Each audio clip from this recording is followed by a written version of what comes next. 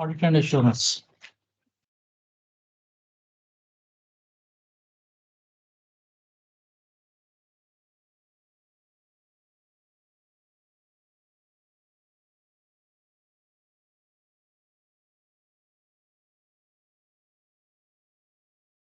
So we have covered the sales system, purchase system, as well as payroll system. There is one small topic left in this chapter. Communicating deficiencies in internal control to those charged with governance. What do you mean by those charged with governance? TCWG, top management of the organization who are involved in decision making, like chairman, CEO, audit committee will be called those charged with governance. During audit, being an external auditor, what we need to do, we need to express opinion on the financial statement. How? By taking evidence. How we take evidence? By performing audit procedures. If by performing audit procedure during audit, we have identified some weaknesses in the system of company, like internal control weaknesses we have identified. We need to communicate those weaknesses, those deficiencies to company management. How we can communicate? We can communicate through a letter of weaknesses.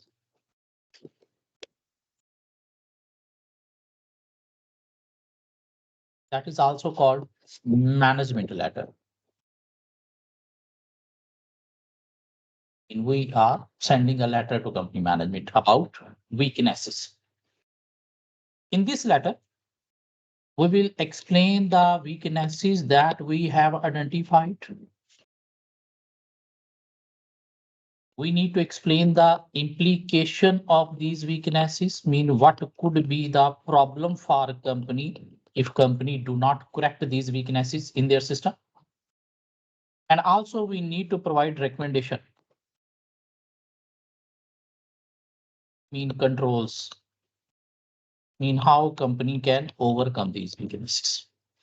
Though this is the main duty of internal auditor, it's not our main duty. But if we are finding any weaknesses during audit, we need to communicate once to the company management. We should give them a chance to correct them. But if despite of communicating, giving them the chance to correct them, they haven't taken any action, and due to these weaknesses, financial statements are misstated, then we will qualify our audit report. We will say financial statements do not give complaint. Mean we should give a chance to the company management before expressing opinion against the company. How we can give a chance? Through letter of weaknesses. Not only we will explain weaknesses, we will explain its implication as well as will provide recommendation, mean how management can overcome those weaknesses. And in this letter, we will also provide a cover page in which we will explain like this is not our duty to communicate weaknesses to you. Our main duty is to express opinion on the financial statement. So that management will not be in confusion like external auditor will provide us a report on internal control. No, this is not our main duty. Our main duty is to express opinion on the financial statements as we have found these weaknesses. So we are giving you a chance to correct. Find internal control weaknesses is the main responsibility of company management or internal auditor, not us. That's why we will clear our intention to a cover page like this is not our main duty. So what indicators of significant deficiency mean? We need to communicate significant deficiencies, and where there are chances of significant deficiencies, ineffective aspect of control environment, mean where client management attitude is poor regarding control. No scrutiny by those charged with the governance of significant transaction in management financially interested, mean those transactions where management is involved and management is not scrutinizing, not investigating those transactions. This means there could be significant deficiencies. If we have found any fraud during audit and in fraud management is involved, this means this is significant deficiency. If we provided letter of weaknesses in previous audit, but those weaknesses are still there, mean management haven't taken any action to correct them, this means there is significant deficiencies that we need to communicate. The absence of effective risk assessment process means if company is not preparing its risk management strategy to control business risk, there is significant deficiencies. And misstatements detected by auditor, not detected by internal control system. This means there is significant deficiencies. And evidence management inability to oversee preparation of financial statements mean management people who are preparing financial statements, they are not qualified people. Mean they don't have knowledge about accounting standard. This means there is a significant deficiencies that we should communicate to company management. How we can communicate? We need to explain the deficiencies, its potential effect, mean implication, and also we need to provide recommendation, mean controls. There is nothing left in this chapter. This chapter completed. Now we are moving towards the next chapter. System recording and evaluation techniques. System recording and evaluation techniques. At planning stage, we need to gain understanding the entity and its environment. Mean we need to obtain knowledge about company internal control system. We need to obtain knowledge about nature of company, company strategy, company policies. We need to obtain all the knowledge about the company. The knowledge we are obtaining about company, what we need to do, we need to write down that knowledge on pages. Why? If the person who is involved in planning, he know about company operations, company internal control system, and he spends so much time to take that information. If suppose there is a change in audit team, how the new audit team member will know about company system, he will spend that time again? No, he will take that all those information from these notes that were prepared by a person who was obtaining the knowledge.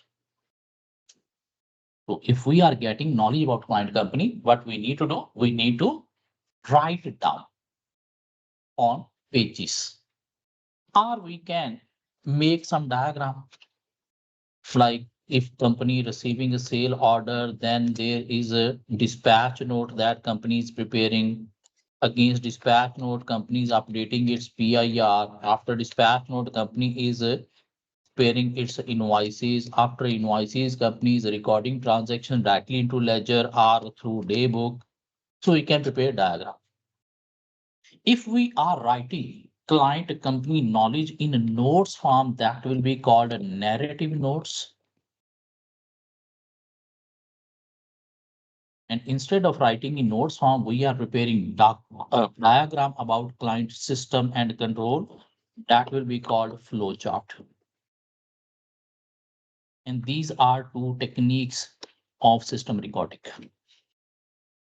In about client system knowledge, we need to record that knowledge either in a notes form. If we are recording in notes form, that will be called a narrative notes. And if we are recording in a diagram, that will be called flowchart. There are some advantages of narrative notes.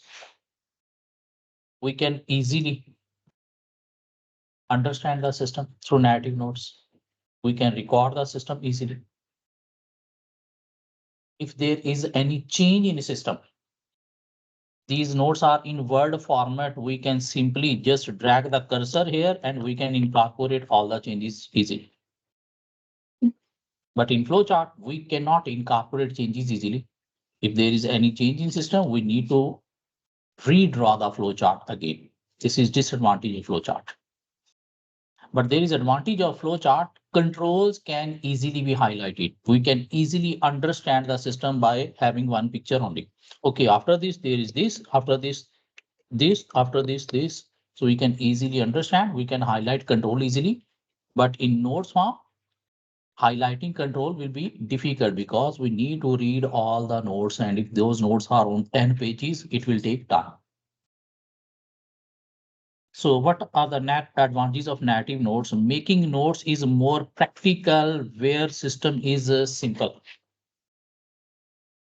And they are capable of logical appraisal if properly compiled. Mean through this, we can appraise, we can analyze the system.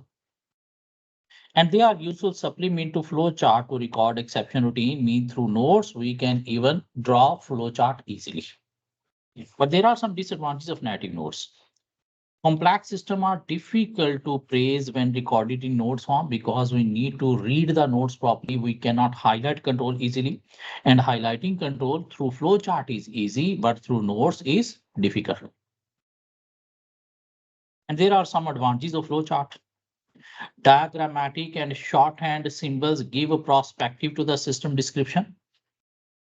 Mean through symbols, we can understand the system easily. They aid understanding and communication. Mean through flowchart, you can communicate the system to other people even easily. Like, see, after this is coming, after this flow is going to that word, after that document, these are prepared. And here, these are this control, here, these are this control. We can highlight control easily. We can communicate easily. The discipline of construction ensure complete recording or processing document files on control. Mean we can sum up the whole system on a single page using flowchart. Controls and weaknesses are easily highlighted. Continuity of the audit is facilitated where audit staff changes take place. If there is a change in audit staff, the new member can quickly understand the system by using flowchart rather than native notes. And review is facilitated by those not familiar with the client art system and those who don't have any information about client business. Even by looking at flowchart, they can have some idea about client system quickly. But there are some problems with flowcharts. Complex systems are difficult to evaluate by inexperienced staff. If system is too complex, there are too many flows. So understanding the system through flowchart will be difficult. If there is any changes in client system, in native notes, we can incorporate those changes in Word format easily, but in flowchart, we need to redraw the flowchart again. So these are two system recording techniques, native notes and flowcharts. Got some idea what is native notes and what is flowchart. Now we are moving towards system evaluation techniques. Before starting audit, we need to obtain knowledge about client internal control system. Because through knowledge of internal control system, we will able to define our test of control. Which control we need to test it. First, we need to obtain knowledge about controls. What are the controls that are in the company? How we can take knowledge about controls? Some companies have written their system on files or folders. We can read from them. But normally they have written too much, but actually system is different. Or might be those written rules are outdated, too old. Now the system is completely different, they have upgraded the system. So for the current system, we can take knowledge about asking question. How we can ask question either verbally or we can prepare a questionnaire. Like this college have obtained feedback from you by using a questionnaire. So we can write a different questionnaire and we can take answer from client accounting staff, client staff in yes or no. And that will provide us a knowledge whether this control is existing in the company or not. And if we are using questionnaire to take knowledge about controls in the company, that will be called ICQ, internal control questionnaire. In this, we will design question in straightforward. Like we are asking, is stock availability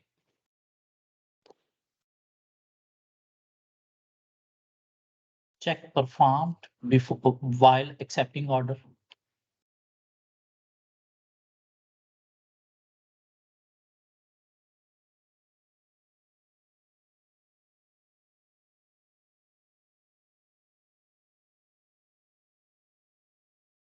Staff will say either yes or no.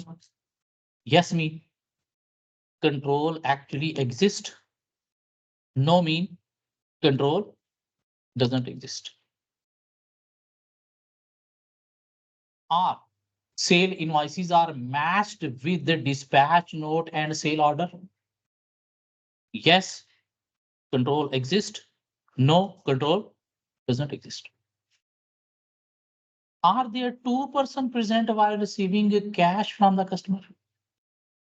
Yes, control exists. No, control doesn't exist. Are sale orders are having customer signature as a proof? Yes, control exists. No, control no exist mean we design the question with is are and straightforward question. And we are taking answer in either yes or no form where yes answer will indicate control exist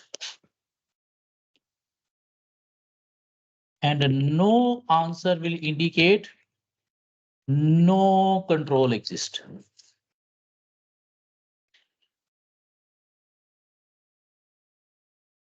Is there segregation of duty between employee record maintenance and wage preparation? Yes, control exists. No, control doesn't exist. Is clock in, clock out process properly supervised? Yes, control exists. No, control doesn't exist.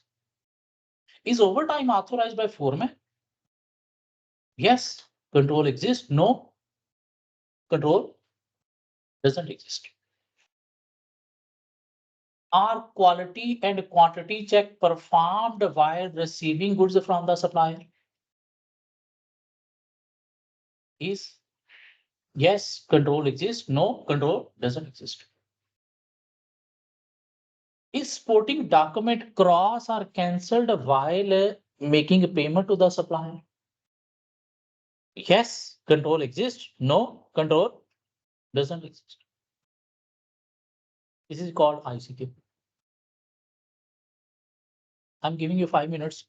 Can you please write down two ICQ for sales system, two ICQ for purchase system, and two ICQ for payroll system regarding any of the control? Write down two ICQ for sales system, two ICQ for purchase system, and any two ICQ for payroll system. And see your ICQ whether yes answer indicating existence of control and no answer indicating no existence of control.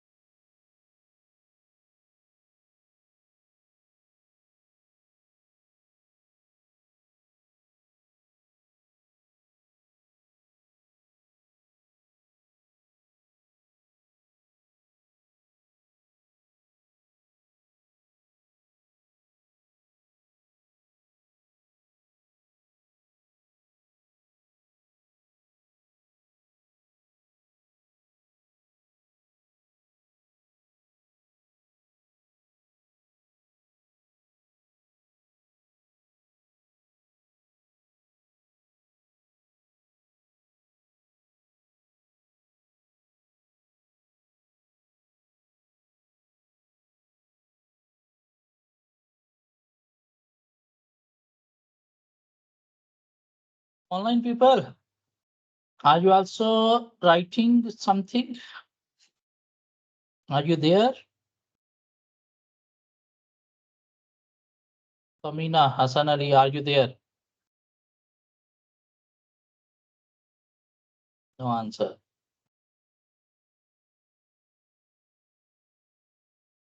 Hello, online people.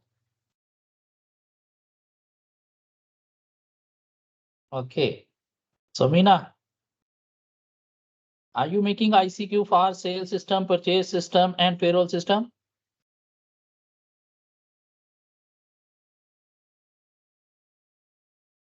Is not answered.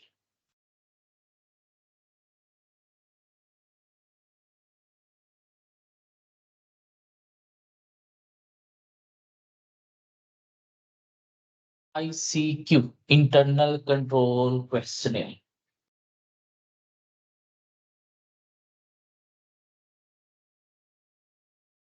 Is credit worthiness check performed before accepting the order?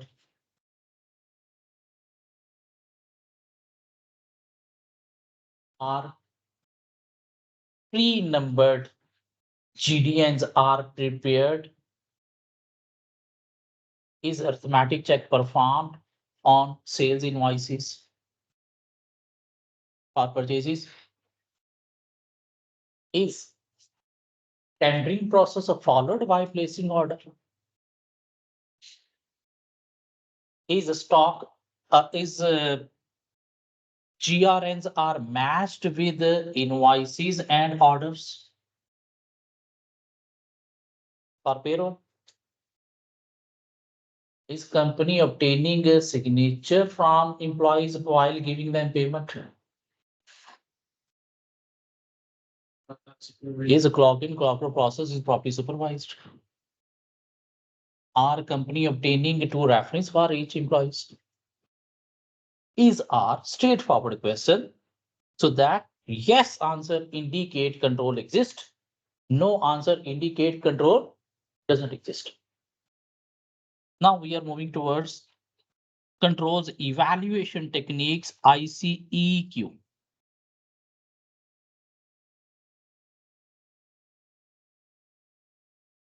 After obtaining knowledge about controls through ICQ, we need to evaluate the controls. Evaluate the control means we need to know whether control is strong or weak. Through ICQ, we can obtain knowledge whether control exists or doesn't exist. And then we need to evaluate the control, whether control is strong or weak, because if controls are strong, we need to adopt a system-based approach. System-based approach means test of control with reduced substantive procedure. And if control system is weak, we need to adopt substantive approach. How we can evaluate whether controls are strong or weak? For that, we will prepare separate questionnaire that will be called ICEQ, Internal Control Evaluation Questionnaire. How we can prepare internal control evaluation questionnaire? Can orders are accepted without checking customer creditworthiness? Can orders are accepted without checking customer creditworthiness?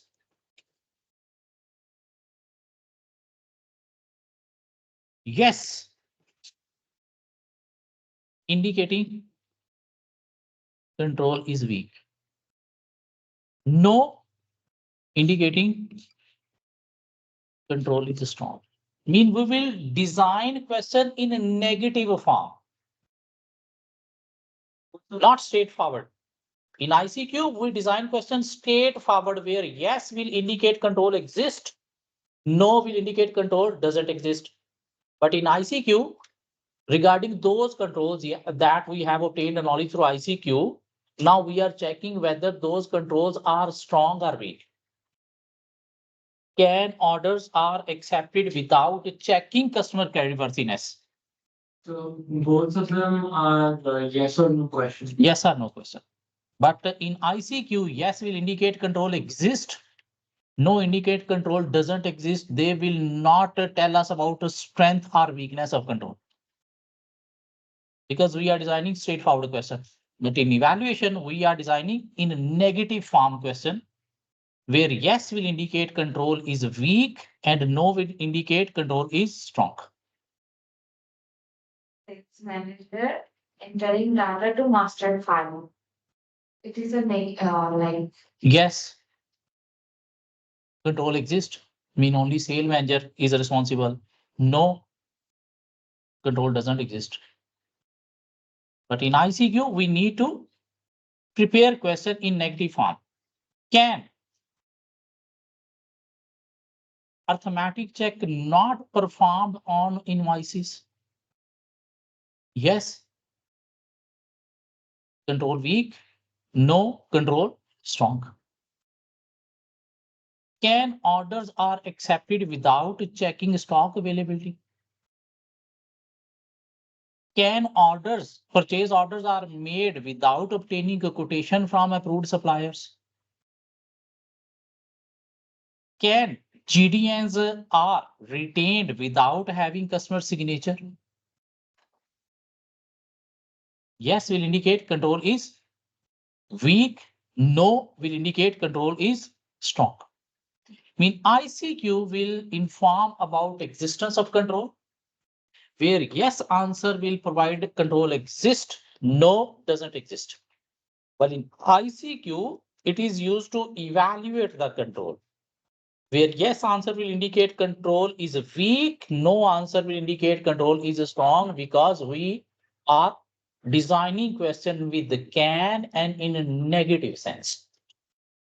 Now please design two ICEQ for sales system, two ICEQ for purchase system, and two ICEQ for wage system. And after designing, see whether yes mean control weaknesses and no mean control strong, not. Try to design this. Textbook is saying Don't see textbook now. Focus on here. Focus here now. Leave textbook for a while. Try to design two ICEQ for sales system, two ICEQ for purchase system, and two ICEQ for wage system. For sales system, one I have designed.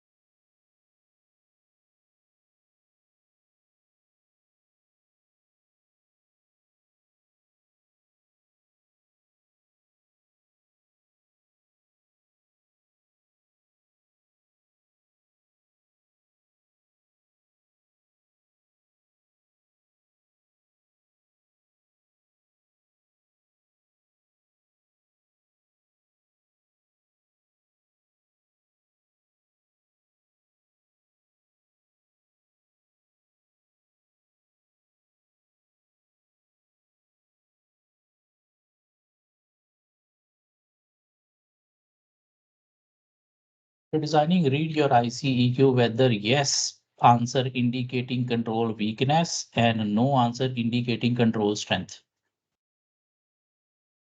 While in ICQ, yes mean control exists, positive, no mean control doesn't exist, negative. While in ICEQ, yes mean negative, no mean positive. So there are 4 system recording and evaluation techniques. Narrative notes, flow charts. These are only system recording techniques. While ICQ, ICEQ are system recording as well as evaluation, especially ICEQ is mainly evaluation techniques. There are some advantages of ICQ. What could be the advantages of ICQ? Comprehensive list of questions on all subsystem are possible, mean we can make a question regarding all type of system. All controls relating to accounting system can be considered. And this will help in designing ICEQ. Because if we are aware about controls, then we can evaluate those controls. If we are not known about controls, we cannot prepare ICEQ. And cross-referencing to audit program is facilitated because through this, we will be able to define our audit plan. Audit program mean audit plan, mean response to risk, mean we will be able to define our test of control. Because these controls we need to test whether they work properly or not. But there are some problems. Control is focusing, the questionnaire is focusing on control only. Whether control is preventing, detecting fraud, error or not. Mean not evaluating, just highlighting controls. Because to evaluate control, whether control is preventing, detecting fraud or error, means strong or weak or not, that we can highlight through ICEQ. So this will be the advantages of ICEQ, but disadvantage of ICQ. The questionnaire make no assessment of materiality or relative importance of control, mean only highlight the control. Whether control is important or not, this will not highlight that. It is difficult to determine existence of compensating mitigating control when no answer indicate a weakness. We asked, is quality check performed while receiving good from the supplier? Answer, no. This means this control does not exist. Might be we have agreed with the supplier while sending goods, you have to perform the quality check. So if answer is no, whether companies having compensating mean alternative controls or not, this will not be highlighted. So this is another issue with ICQ. Experience and judgment are required in evaluation, mean to design questionnaire, experience is required. Mean you should have knowledge how to design the question. And a standard question may not apply to specific situation on different client because the system vary from one company to one other company. So one client questionnaire cannot be used in another client question. One audit client questionnaire cannot be used on any other client because client system vary from company to company. Mean for every client, we have to design ICQ, ICEQ specifically to that system. There are some advantages of ICEQ as well as disadvantages. Mean the question will highlight whether control is strong or weak, mean whether control preventing, detecting fraud, error, irregularities or not. They aid the evaluation process of complex flowchart, mean through this, even we can highlight control, strength, weaknesses relating to complex system.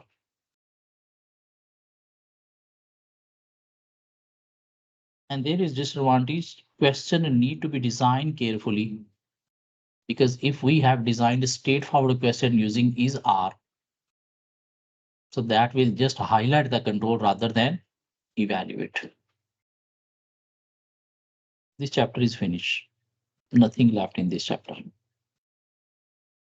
What we need to do, we need to just learn the advantages, mean read advantages, and we should be a little bit aware how to design ICQ and how to design ICEQ. In ICQ, yes, mean control exists positive, no mean control doesn't exist negative. While in ICEQ, yes, mean negative mean control is weak, no mean positive mean control is strong. Two questions in exam. No, they might be give you some question and ask you whether it is ICQ or ICQ. Okay, let's move forward. Let's cover one more topic called audit sampling. We auditor do not test 100% transaction of client company. We test a transaction on basis. Those 100% transactions is what will be called.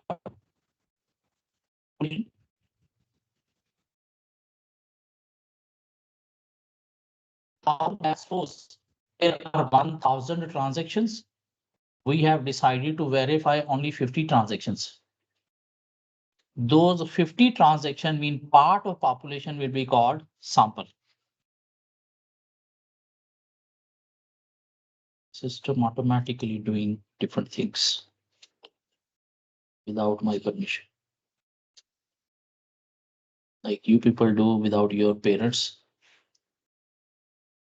So being auditor, we don't verify 100% transactions. We test a transaction on a sample basis. All the transactions are called population.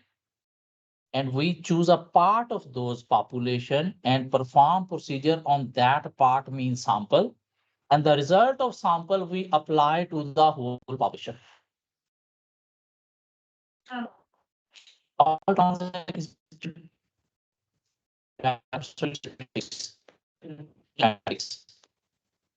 is a part of population. So there are transactions that we can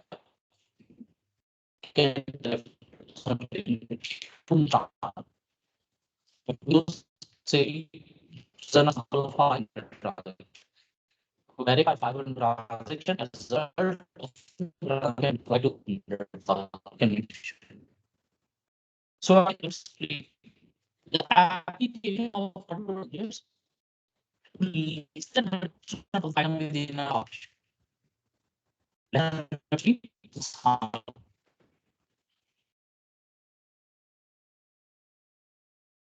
In order to prove that auditor is an drop conclusion about the entire topic.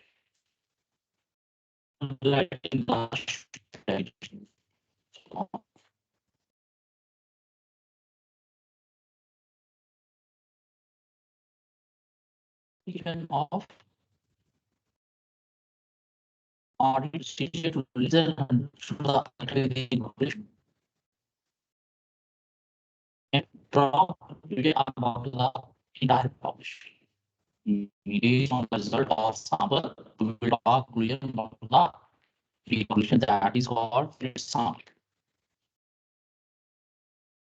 Why we are moving towards sampling? Why we are not verifying 100% transactions? What could be the reason? Why we are moving towards sampling? Why we are not verifying 100%? It's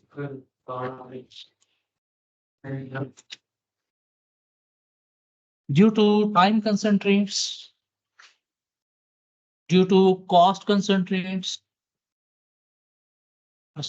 Um,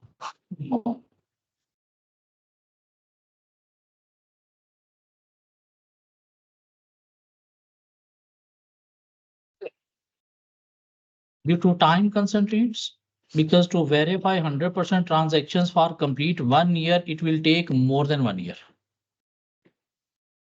Because we are not performing transaction, we are verifying transactions. Screen is gone.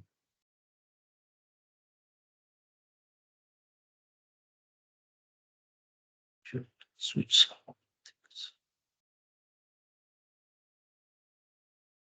PLFT 8G.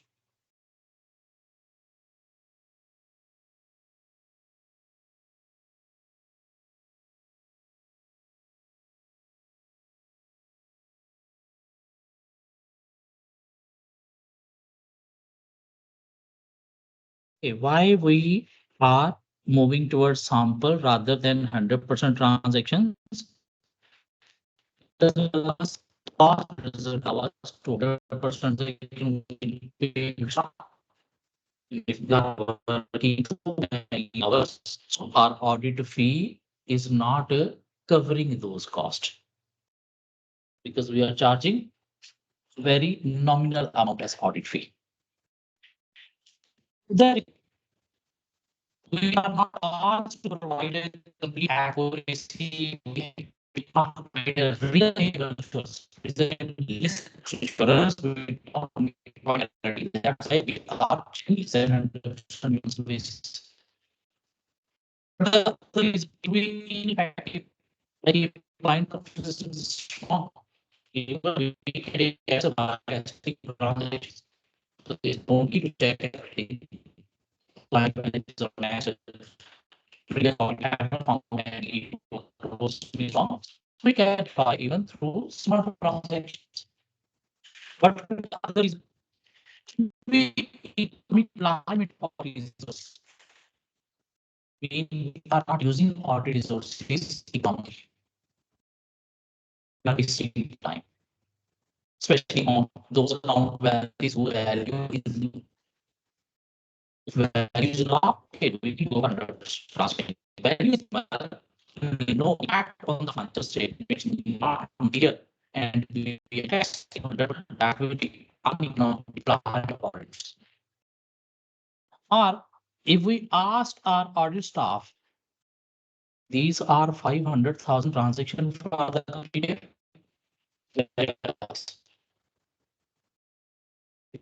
People will become mad. They will be irritated. Their morality to those maintain the team. These are 1,000 transactions. What you need to do, choose 500 from these and verify. And this makes sense. It working with them. These are the reasons why we should move towards legal and transactions. There are different methods of using sample items.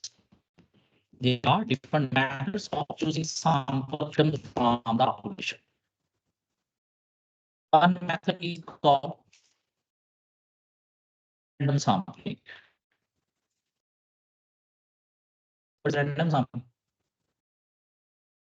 We are choosing unit of population in the country by using random digit table.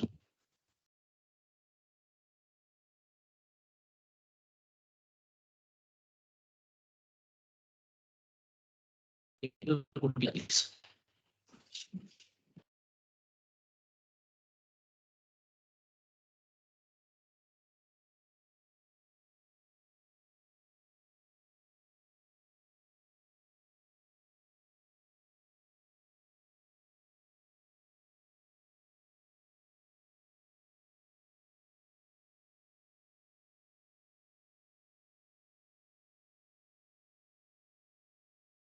Mean this table is produced from computer, and every time we produce this table, all the digits will be different. Never ever computer will produce the digit same.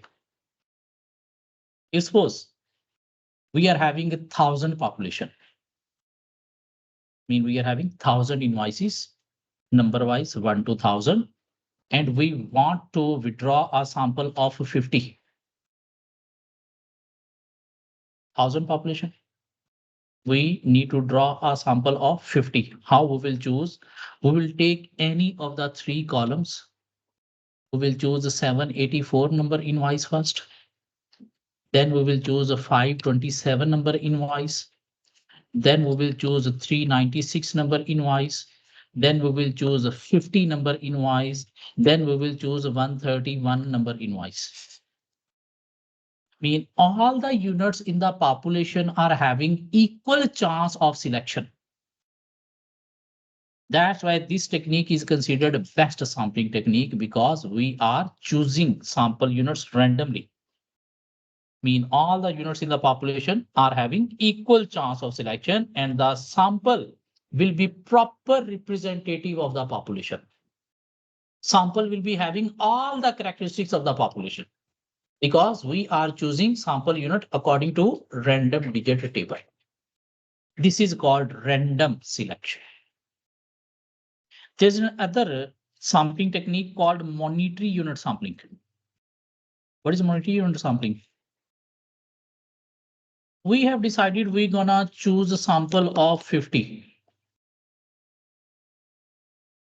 And we have decided, okay, what we can do, we can test only transaction that are above $5,000. That is monetary unit sampling. Might be there are problems with the transaction below 5,000, but not above 5,000. So we will not be able to draw result properly through our procedure. Might be there are more problems in 5,000 above, but not below 5,000. If we have chosen sample of 5,000 above and all were wrong, but we will say 100% population is wrong. Might be transaction below 5,000 are even in more in number, and there is no problem in that. So we are drawing the wrong conclusion. 100% might be accurate conclusion is 40%. So that's why this is not considered as a best technique, and because in this technique, in this method, all unit of the population are having no equal chance of selection. This is biased selection. Mean we are applying our personalization, like above this transaction, we can select only. So monetary unit random sampling. There's another technique called systematic selection. What is systematic selection? We have arranged all the invoices, and we are selecting sample units interval wise, like every 50th invoice we will select. And start, we will make random. Like start, we have decided through random digit table, like start from 39 number invoice. And next 39 plus 50, 89. Next plus 50, 139 number invoice. Next 189 number invoice. Next 237 number invoice. Next 289 number invoice. Mean we are selecting sample units interval wise. There will be issue if you have arranged the population in ascending or descending orders, like value wise. The next sample unit will be of higher value or lower value. And sample will not be proper representative. This technique is best if population is not arranged in ascending or descending orders.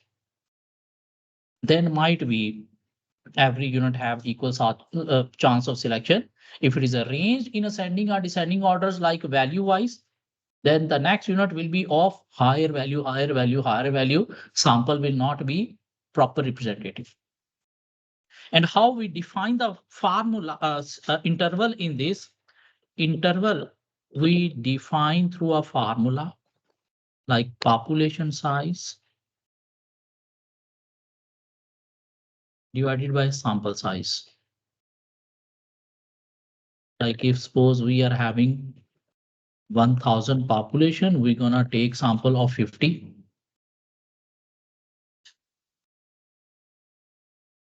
Every 20th transaction we need to select. Start through random digit, and then interval wise, like every 20th unit we will select. Like start, we have chosen 39. After 39, every 20th, what will be there? 59.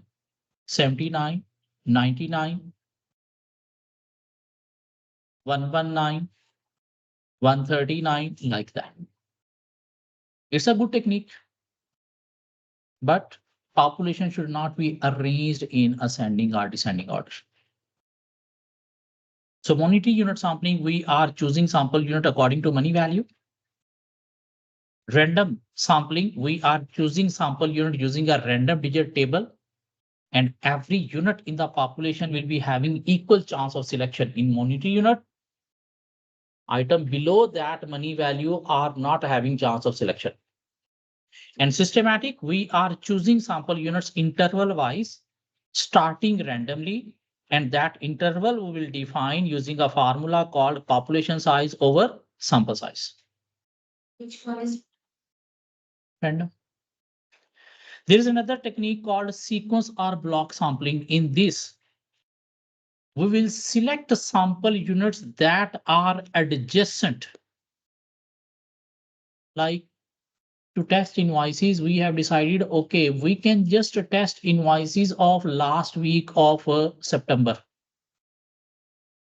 Mean we have chosen the sample of invoices of last week of September only. Left other invoices. Okay, we should test only the March invoices. That's fine. Might be there are no problem in March or no problem in last week of September, while rest of the year there was problem. So you will not be able to find good results. Okay, we should test invoices of customer whose name start with S. Whether all units in the population having equal chance of selection? No. But this technique is auditor used normally when he is tracing invoices to dispatch node to order, like that, meaning sale, purchase system. Auditor sometimes use this technique, though this is not good technique. Sequence or block sampling mean we are selecting sample units that are adjacent to each other, like testing transaction of a particular week of the year or particular month of the year, or testing transaction of a customer whose name start with a particular letter. Not testing others. Mean we are just testing transaction of March only instead of any other month. We are not testing other ones, just testing March transactions. The Time-based sequence or block mean we are just picking one block of transactions that are adjacent, mean combined to each other. Okay, like one category. One category. What is stratified sampling? In stratified sampling, we divide the population into different groups. Like 0 to 1,000 amount invoices we have separated. 1,001 to 5,000 invoices we have separated. 5,001 to 10,000 invoices we have separated. And above 10,000 amount we have separated that. And we need to draw a sample of 40. How many groups of population are there? 1, 2, 3, 4. This means we will draw 10 units from here, 10 units from here, 10 units from here, 10 units from here. And how we will pick these 10 units using random digit table. This is even best than random sampling, because we have divided the population into different groups. Those groups will be called stratum. And those groups could be made money value wise. And then we will choose equal number of units from each group. If we are taking units from each group, this means sample will be having all the characteristics of the population. More accurate even than random sampling. And we are choosing units from each stratum, random digit table. Even in this technique, we reduce the sample size to 20. Even then, sample will be proper representative of population, means sampling risk will also be reduced. What is sampling risk? The sample chosen from population is not representative of the population. not having all the characteristics of the population. So this could be problem in other techniques, but not in stratified. So there are different methods of selecting sample units. Monetary unit sampling according to money value, random sampling according to random digit table, systematic interval wise, sequence or block adjacent items of particular month, particular week, and stratified, dividing the population into groups, a stratum, and then choosing units from each group using random digit table. And even we can reduce the size, sampling risk will be reduced, will be no more. There are two techniques of sampling. One is called statistical sampling and other is called non-statistical sampling. Statistical sampling and non-statistical sampling. Statistical sampling involves mathematical theory. Involves mathematics. Like population size is 100,000. How many units we should choose as a sample? If population size is 100,000, how many units we should choose as a sample? In statistical sampling, we will use a formula called NCR. And this NCR formula will provide you exact sample size, whether sample size should be 50 or in an NCR, you will put the population size and this formula will provide you exact sample size, whether sample size should be 50, 100,000 or how much. If without using formula, we are using our judgment. Okay, one auditor will say choose the sample of 100. Other will say why choose 100? Why wasting time? Just choose a sample of 50, that's fine. Third auditor might say why choosing 50 samples? Just choose a sample of 20, that's fine.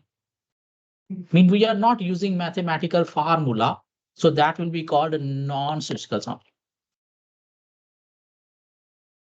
Statistical means sampling is based on mathematical formula.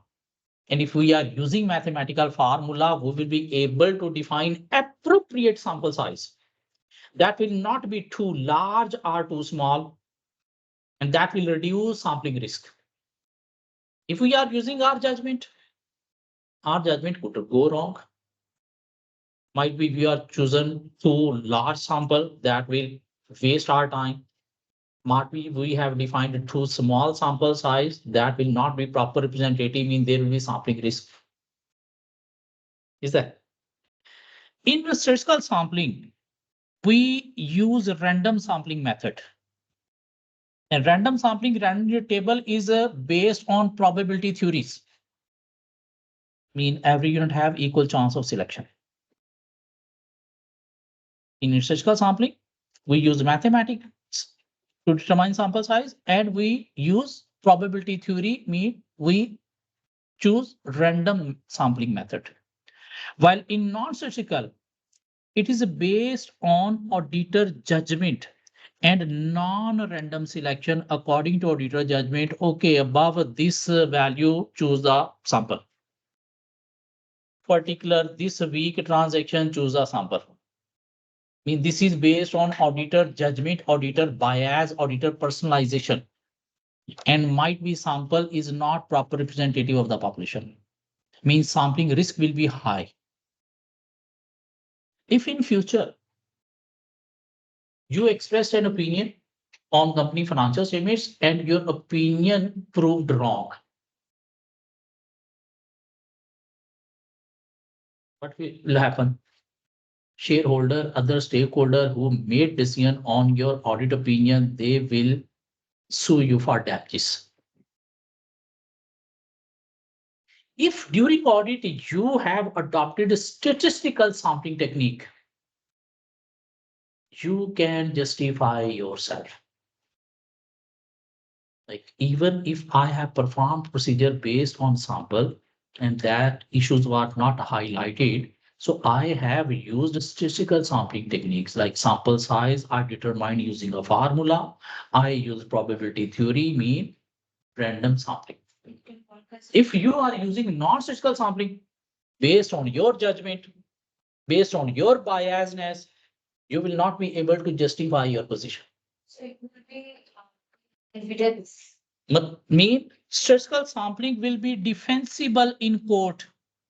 Statistical sampling will be defensible in court, mean you can justify your work was accurate, there was nothing wrong in your work. Might be that misstatement was not found through that sample. Mean the misstatement was in those transactions that were not captured through sample. But if you have adopted non-statistical sampling, you will not be able to justify your position because you have used your own judgment. Which month transaction should be tested, you decided. Which value above transaction should be tested, you decided. What could be the sample size, you decided. But if you are using mathematics, you are using random sampling, random table, probability theory, so you can justify your position. And in that case, might be you can save yourself. Like I'm not guilty. I perform procedure as per standards. So I'm not guilty if I haven't found that misstatement during audit. They ask us to use ACCA. No, not us. I have just explained you. I mean, what mathematical formula is used for sampling, NCR, NPR, they will not ask you to calculate. I've just stated, mean, how sample size is determined using mathematical formula. They will not ask you about NCR.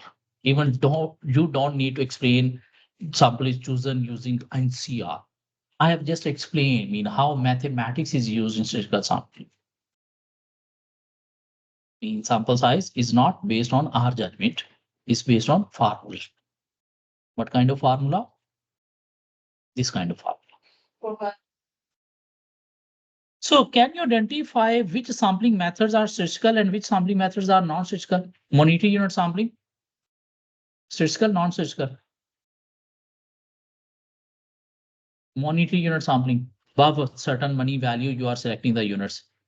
Non-monetary, non-statistical. Random, some statistical or non-statistical?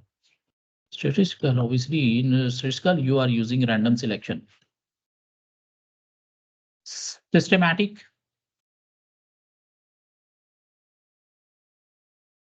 interval, you are defining through formula and you are starting randomly, so statistical. Sequence or block? Sequence or block, only transition of particular month or week. It's a non-statistical. And stratification. This is statistical.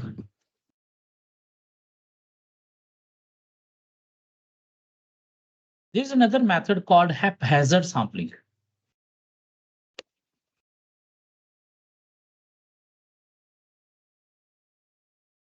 What is haphazard? It is an alternative to random sampling. But you are selecting unit not using random digit table, you are selecting units using a pinpoint. Like you have written down values on a page and you have pick a pin. Okay, where this pin is going, okay, choose that number unit. Where this pin is going, okay, choose that number unit. Your pin will not go on the edges of this page. That's why all units will not be having equal chance of selection.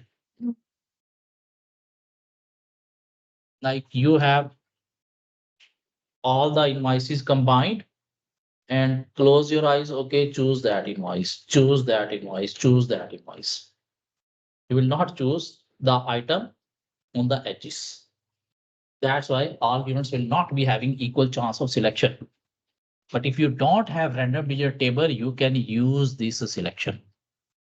but it is non-statistical rather than statistical sampling. So what is a sampling? Application of audit procedure to less than 100% of population and to draw conclusion about entire population. Why we are using sampling? Because complete accuracy mean guarantee is not required from us. Reasonable assurance is required mean less than 100%. So we are testing 100% transactions because it is ineffective to test 100% transaction if control system is strong. Due to time constraints, due to cost constraints, if we are testing 100%, that will be uneconomic deployment of audit resources. And if we ask auditor staff to test 100%, that will demotivate, will lower their morale. To maintain morale of auditing, we are asking them to test on sample basis. There are two types of sampling: statistical, that is mathematical based, in which random selection is there. There is use of probability theory. Sample will avoid over large or over small sample, and this is defensible in court.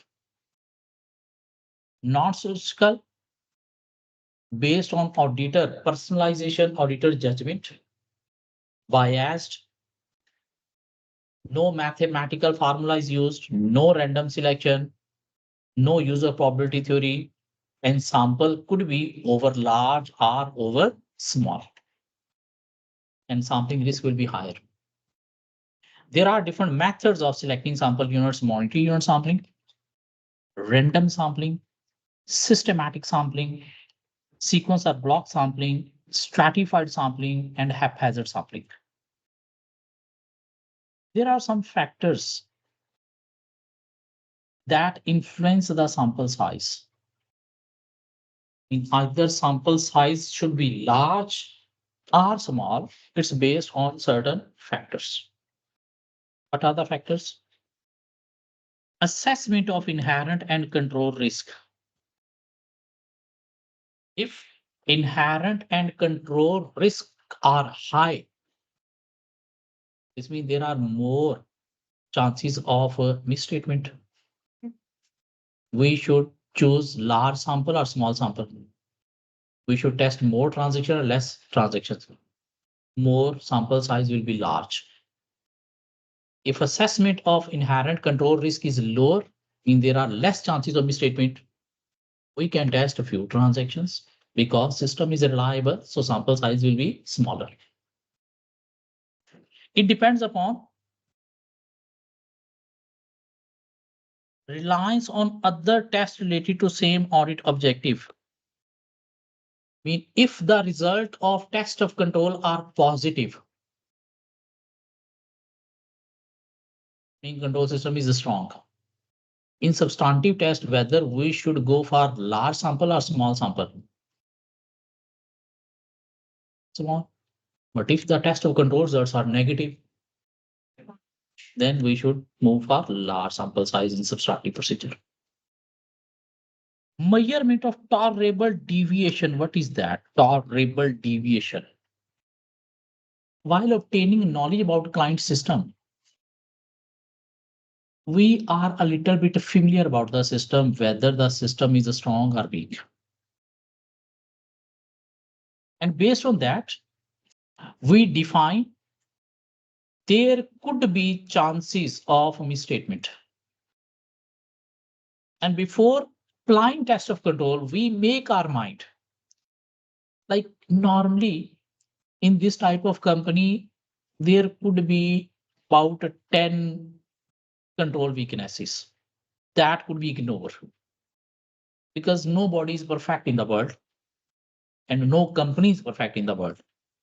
So while performing test of control, we could found about 10 control weaknesses that are normal in this type of company.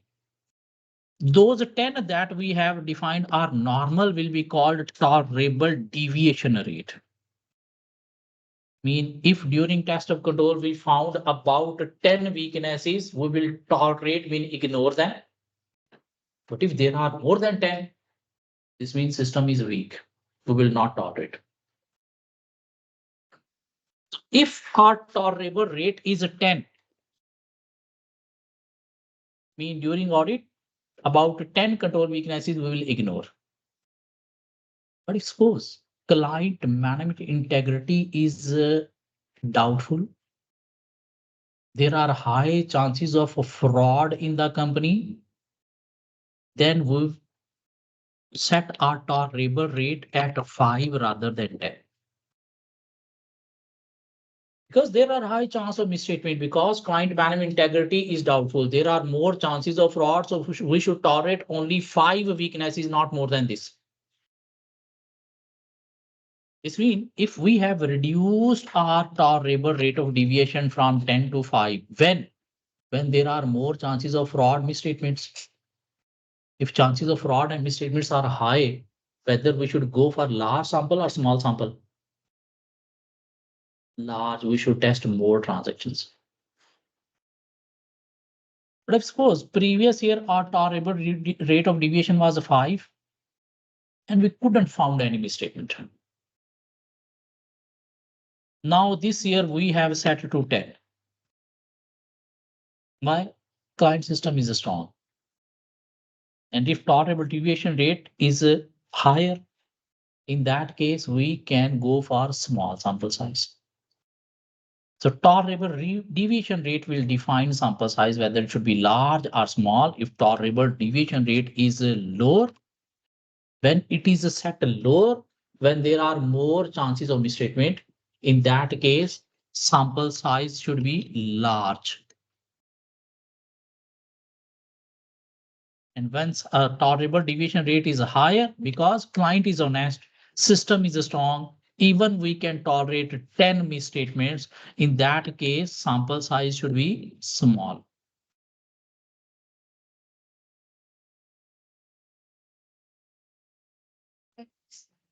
Who said this number? Auditor experience. Like up to 10 problem might happen. This is normal. So during test of control, if we find up to 10 problems, that will be ignorable. Mean system is okay. So sample size, there are some factors who determine sample size. What are the factors? Assessment of inherent control risk, high, low. Test on other result of other procedures, tolerable rate of deviation. Tolerable misstatement mean if the chance of misstatement is higher, sample size should be larger. If the chance of misstatement is lower, sample size should be smaller. What else? The remaining don't need to cover. There is one more factor we can say, stratification. If we are using stratified sampling, we can set a lower sample size because sample will be even representative of population.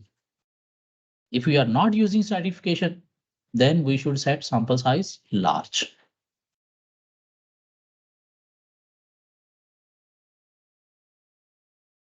Population value mean materiality also determines sample size. If the account balance is material, we should test more transactions. If the account balance is immaterial, we can take evidence by testing only 2-3 transactions. That's fine. This don't need to cover.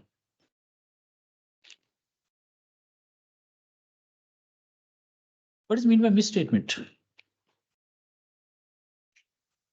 Errors, omission, misclassification, non-disclosure, overstatement, understatement, all will be called misstatement. There are 3 types of misstatement: factual misstatement, judgmental misstatement, and projected misstatement. Factual, that we have verified through procedure, we have evidence this is misstatement, no doubt about it, that will be called factual misstatement. Mean by performing procedures, we have identified that thing. There is no doubt about it.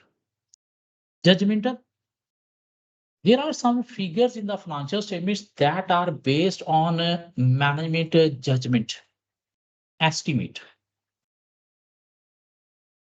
What should be the depreciation rate? Who will define this? Company management.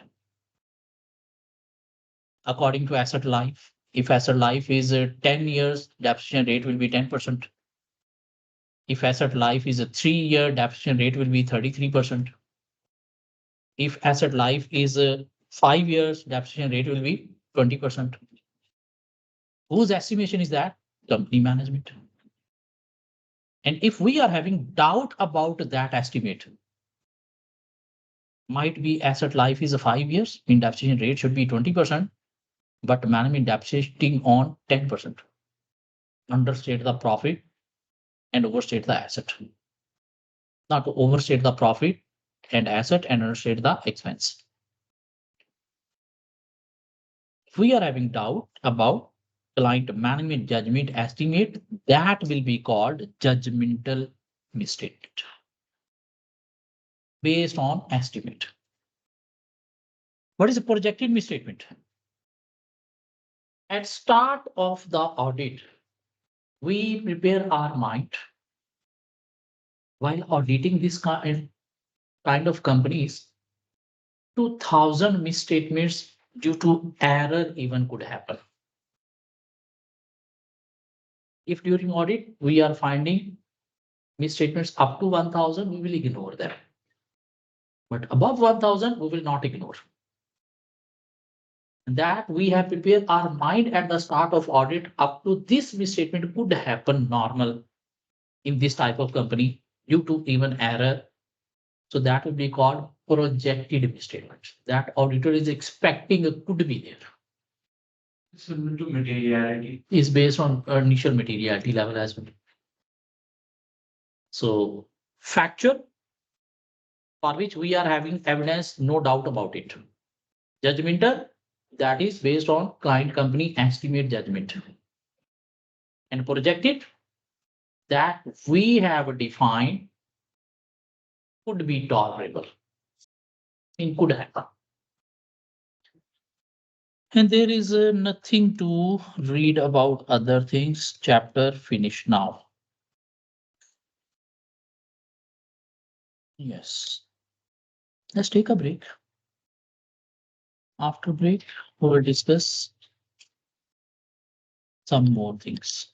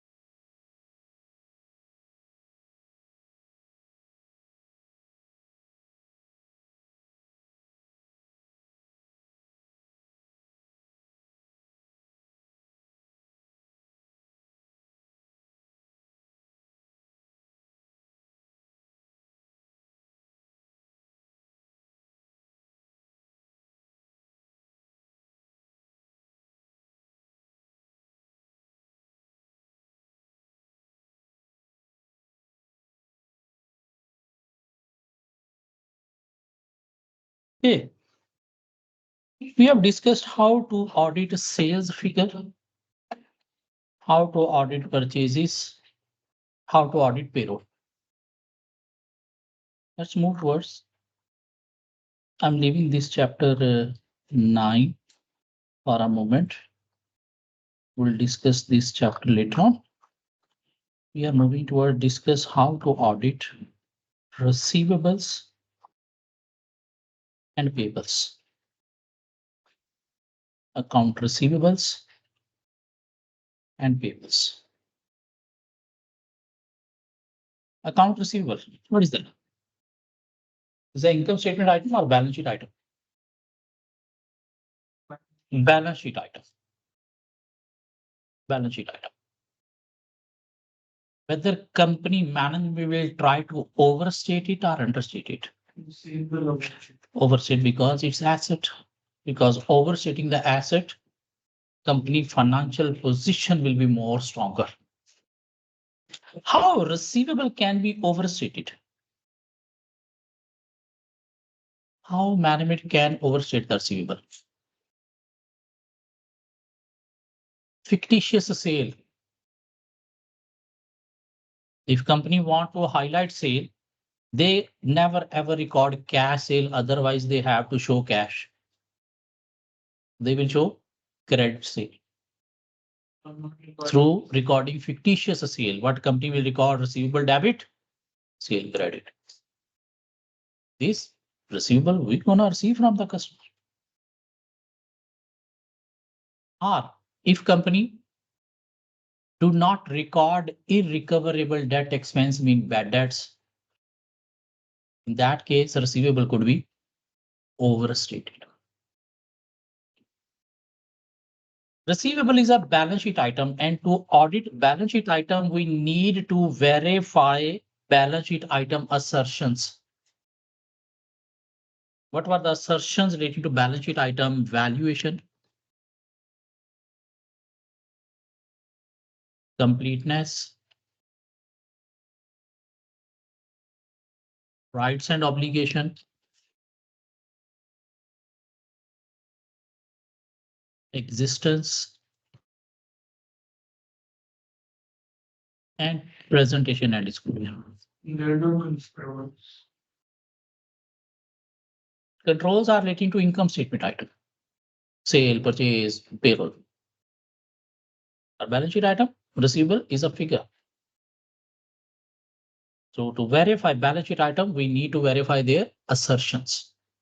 And these are the assertions relating to balance sheet item valuation, completeness, rights and obligation, existence, and presentation and disclosure. Valuation, we need to check whether receivable is overvalued or not.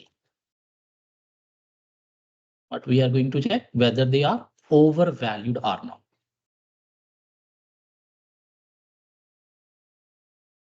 Let me write down procedures in easy words. There are procedures written in your notes, but those are little bit difficult words. Let's write down procedures in easy words. So account receivable.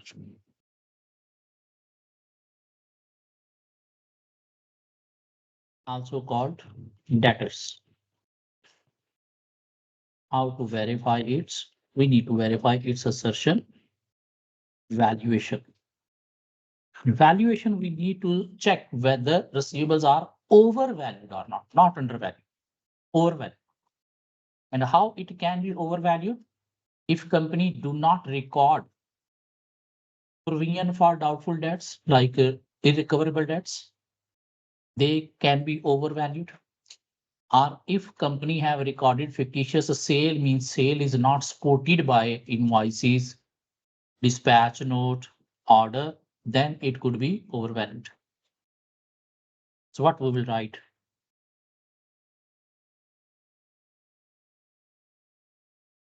How company record irrecoverable debt? To record irrecoverable debt, company need to perform aged analysis of receivables. Through aged analysis, they will be able to identify how much are irrecoverable debt. So what we need to do? we need to check that age analysis is properly performed or not. So what we will do, right, inspection of age analysis.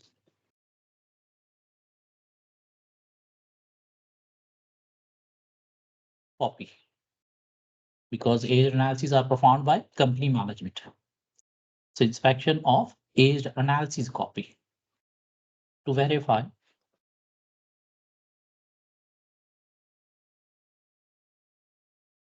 provision for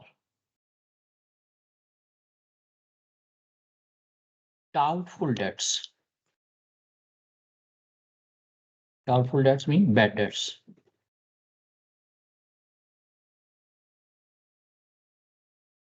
Has been created properly.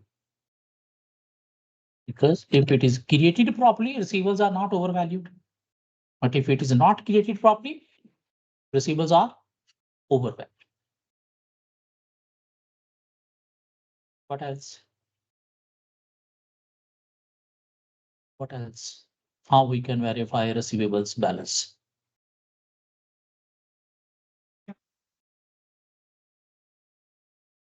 Reconciliation. No. Same amount. What else? What else? That's Valuation of receivables.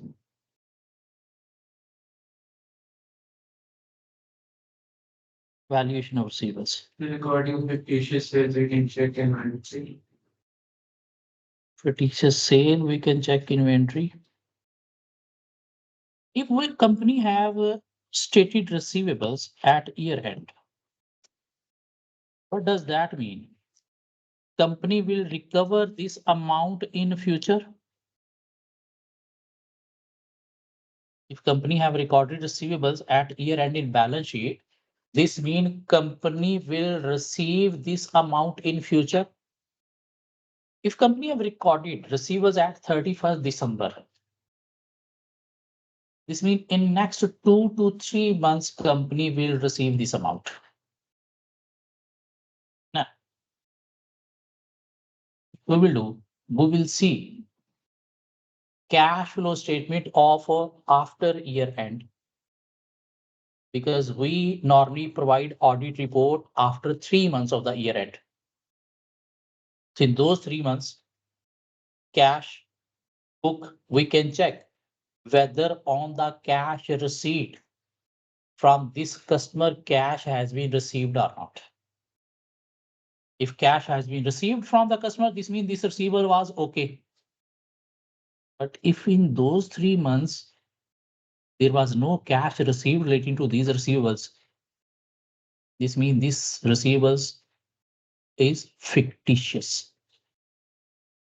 Because within 2 to 3 months, company must receive the cash. If not received, either it's bad debts or it's fictitious.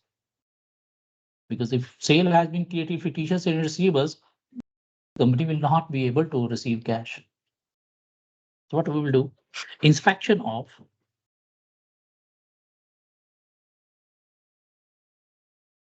cash received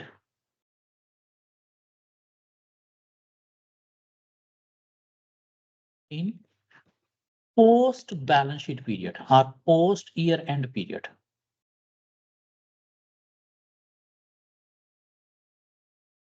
Post year end period means after year end, in our final audit period, those 3 means. So inspection of cash received in post year end period to ensure, instead of cash received, use the word cash. To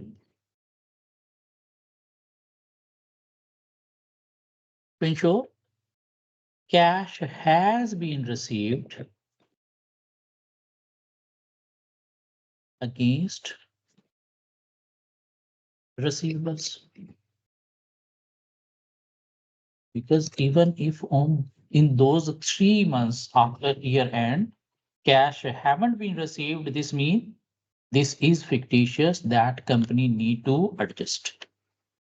Or bad, that company need to adjust. So these two procedures are to verify valuation of receivables. And next assertion is completeness. How to verify completeness of receivables. Completeness means receivables are completely recorded, not understated, not misstated. How we can verify they are completely recorded? How company record the receivables? Along with the sale, through sales system. First there will be sale order, then there will be dispatch note, entry into PIR, sale invoice, then entry into the receivables and sale ledger balance. If against sale order there are no dispatch note, or against dispatch note there are no invoices, or those invoices are not recorded into ledgers, this means receivable is not completely recorded, missing, understated. So we need to perform that procedure in the sales system. From where we will choose a sample. For completeness, we need to perform backward matching or forward matching. Completeness in sales system, forward matching. From where? Sale order. So what we will write, trace a sample of sale orders. Where? In the sales system.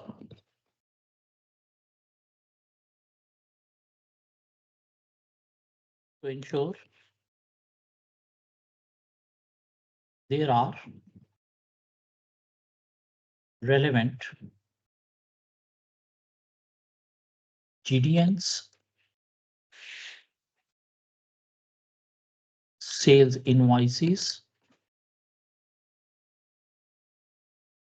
and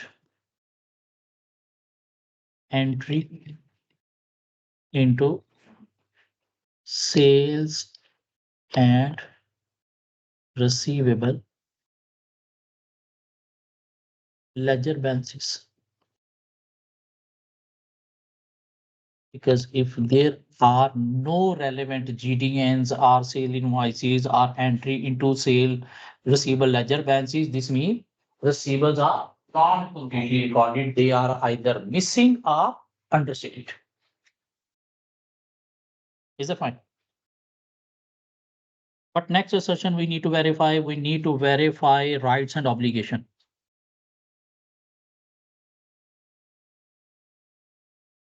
And rights and obligation also called ownership. How we can verify whether company is having ownership of this amount or not? We can ask the customer whether you gonna pay this amount to this company. If he say yes, this means company is having ownership of this amount. If he is saying no, this means company is not having ownership of this amount. So for that, we need to perform confirmation. What we will write? Independent confirmation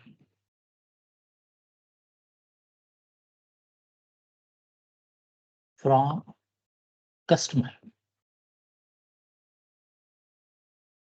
to verify amount due to company. If we agree with the amount, this means company is having ownership of this asset. If he is not agreeing with the amount, this means company is not having ownership of this asset. Have you checked the word we are using? Inspection, trace a sample, independent confirmation mean wording of those procedures to collect evidence. Next, we need to verify existence assertion. Need to verify existence assertion.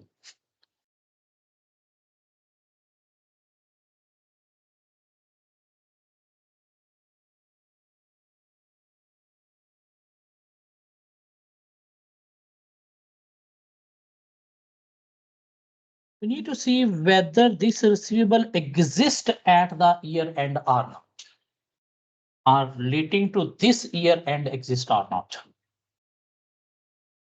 Whether these receivables exist at the year end or not, are relating to this year end or not.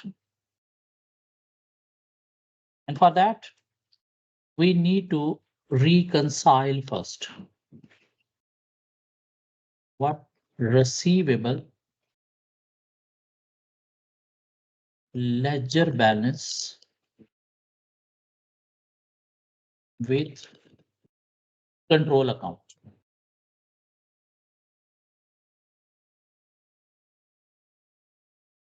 If similar amounts of receivables is in control account, this means this balance accurately exists.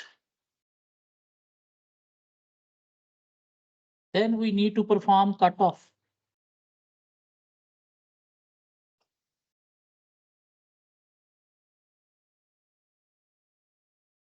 To verify receivable recorded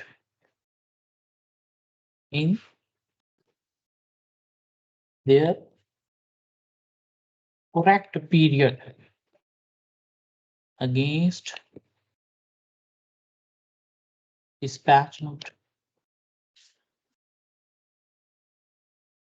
Because if it is not relating to correct period, this means it doesn't exist in the current period.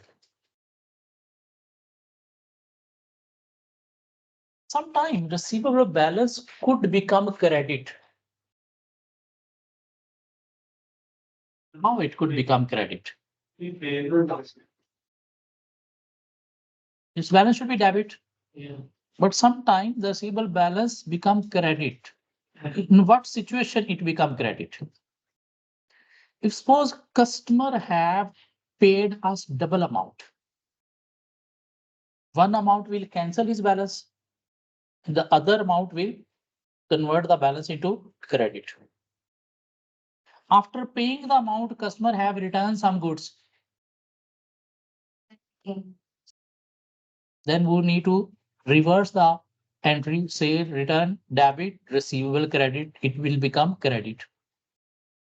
If it is credit, whether it should exist as asset or liability. If a customer has paid us double amount, this means the one amount we need to pay him. Yeah. If after making payment, he has returned some goods, this means we need to pay him. So this shouldn't be existed as a asset, it should be existed as liability. So what we will do, investigate credit balances. What could be the reason for credit balance? We need to investigate either due to double payment, either due to say return.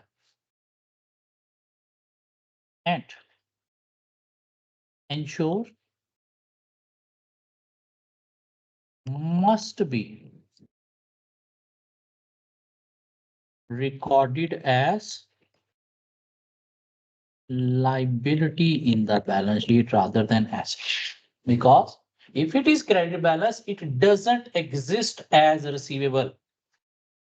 If we are not recording it as a liability, this means it's reducing our balance of receivable in total. That's why we need to investigate any of the credit balance. Because company might be having 10 different receivables accounts. One receivable account balance showing negative. And in financial statements under current assets, we are showing combined balance of all receivable. And if one is having credit balance and not recorded as a liability, while adding all 10, this will be reducing receivable then. Because it doesn't exist as asset, it exists as liability, so should be shown as liability in the financial statements. So these are the procedure that we will perform to verify existence of receivable. What else? Cutoff we have discussed. Investigate carry balances we have discussed. Reconciliation we have discussed.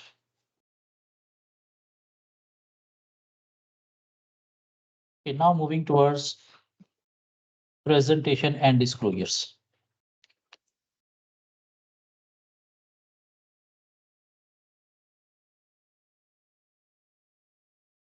Where receivable should be presented in the financial statements under current asset in the balance sheet. So what should be the present procedure for presentation? Ensure must be presented under current asset in balance sheet.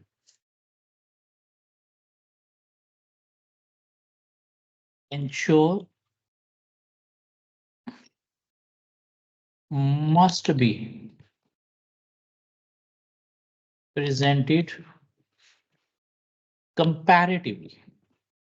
What is meant by must be presented comparatively? IAS 1 says financial statements should be prepared comparative. Comparatively, along with the current year, previous year figure should also be shown. If you are just showing a current year figure, not previous year, this means it's not a prepared comparative. So we need to make sure receivable must be presented comparative, mean along with the current year figure, what was the previous year receivable, it must also be shown in the financial statements. Regarding disclosure,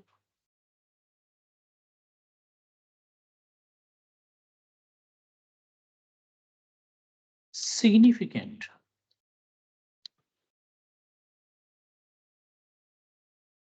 gain or loss on non-routine transactions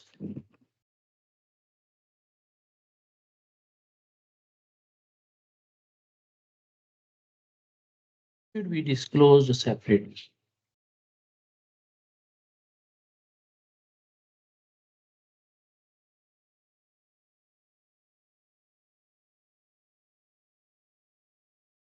There are some accounting standard who says if company is having any non-routine transaction, and due to those non-routine transaction, company is incurring some gain or loss, and that gain or loss is significant from financial statement point of view. Significant mean material, either 10% or more of profit, 10% or more of asset. It should be separately disclosed. Like what is routine transaction? Buying and selling of inventory. What are non-routine transactions? Buying and selling of asset. Or in case of receivable, bad debts. If there are bad debts and those are significant, mean 10% or more of total assets or 10% or more of profit, they are significant, and these losses are from non-routine transaction, mean not from inventory. So company need to disclose them separately. Whenever examiner asks you to write down substantive procedure for any account balance, write down substantive procedure for any account balance. One substantive procedure you can fit in any kind of account balance, and that will be analytical procedure. What? Compare current year balances with prior year balances. You can try to list Compare current year balances with the prior year and investigate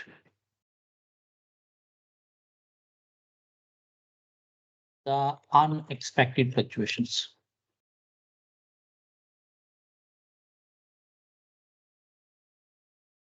Even for sale, purchase, payroll, we can write this procedure, compare current year balances with prior year and investigate unexpected fluctuations. This is substantive procedure. For any. Any account balance.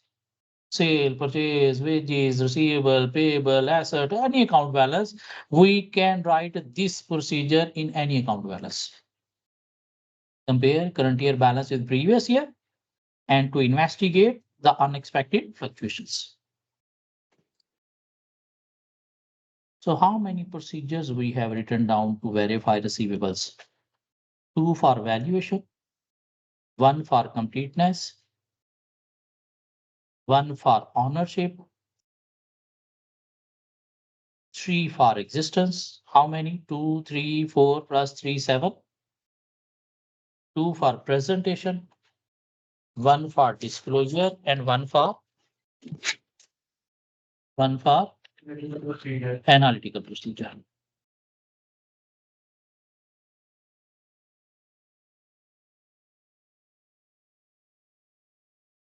I need to restart it.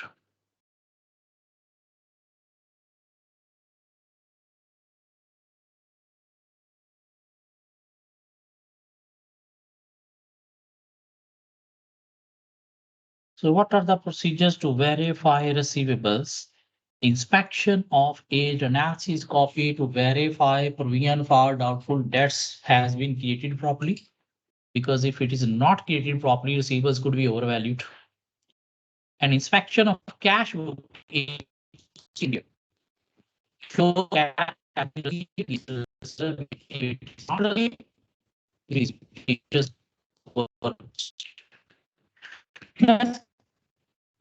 restrict how we check the system because in sales people are committed.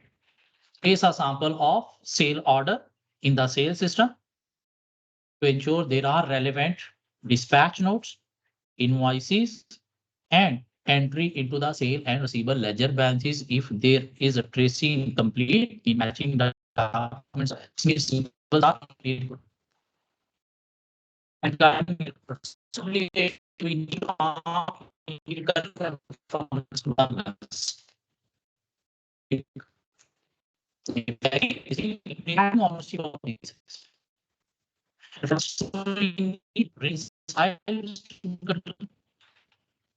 They are watching patterns.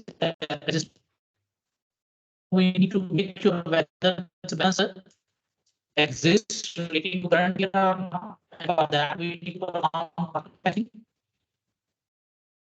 And we need to investigate any of the liability, the net revenue. And certainly we need to make sure we have a copy testing. I mean, this is the community. And business significant that means we know separately because it's not transaction. And we know compare the previous year we stated transcript is a towards how to verify payment. Verify payments.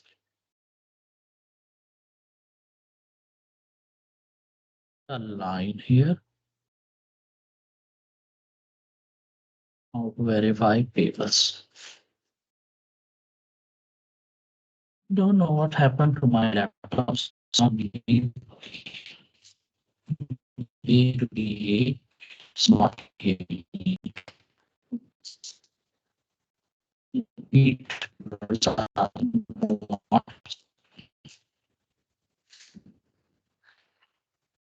for example, start the party meeting again. Let me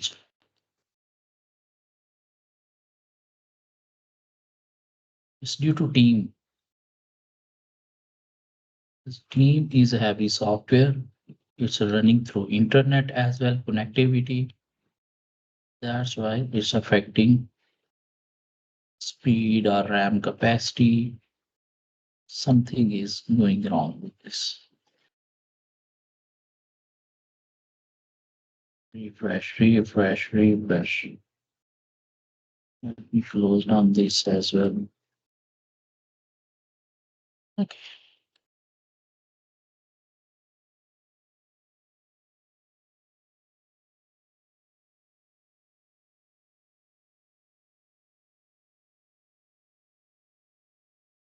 Well, I have clicked it.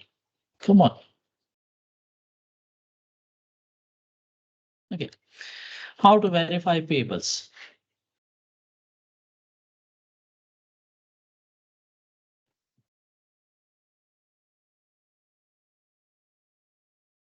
Accounts payable.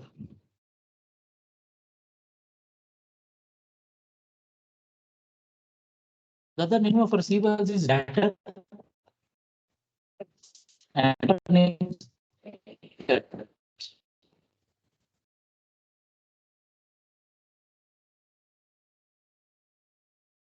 Also balance sheet item. It's under credit. You verify institution for this bracket.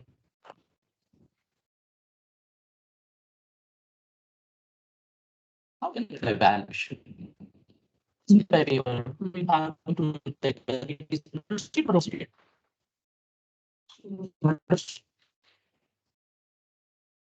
It means it. If company not readable in first case, in company have only from the budget.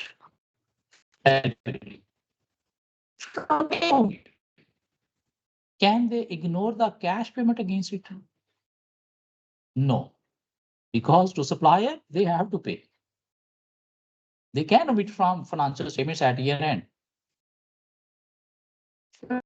They cannot, they can, or look at the way they cannot pay cash payment. They cannot record a cash. Provide cash payment. What it was required. The there should be payment in cash. What will do is that the cash in market and see if there's a whether the payable was recorded in liability or not. If the payable was recorded, this means payable was not understated. If the payable was there, but there is payment, payable was understated. So we need to exception of post and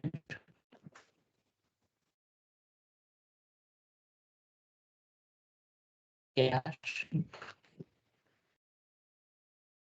ensure strip cash will cash payments. Come on.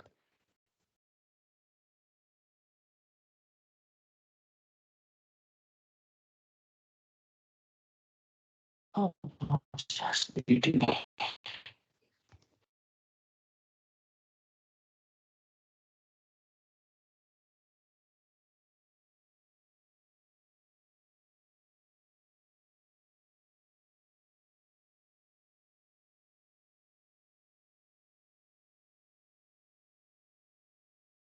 cash payment to ensure payable was recorded at the year end properly. Because if there is cash payment but payable was not recorded properly, this means payables are understated. And then the main assertion we need to verify is a completeness.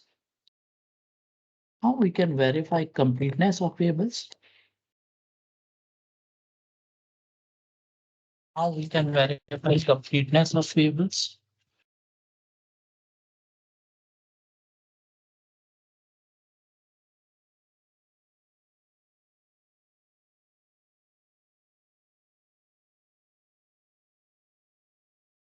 RG, no, RLG. 5N.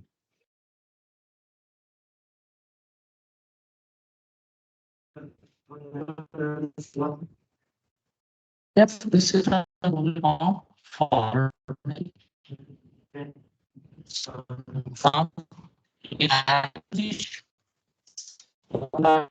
some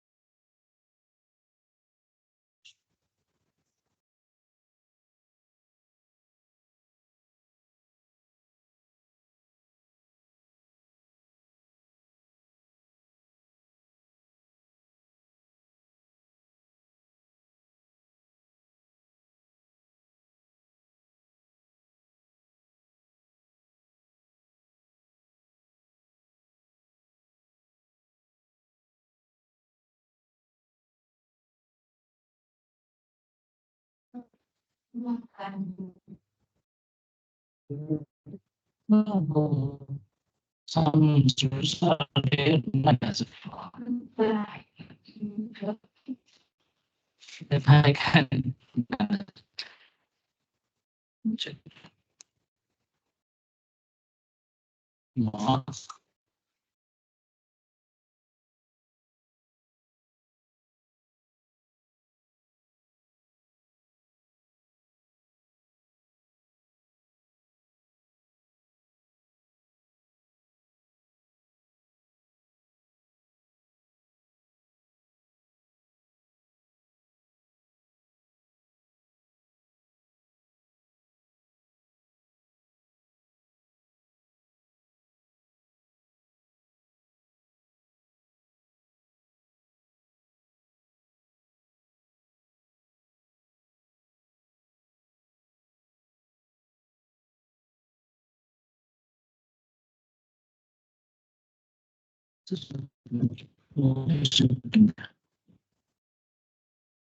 Trace a sample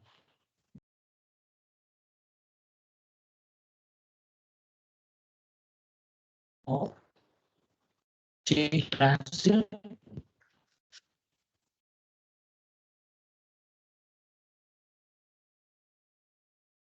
in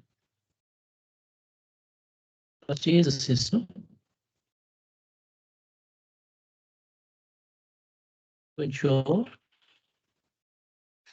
there are relevant purchase orders,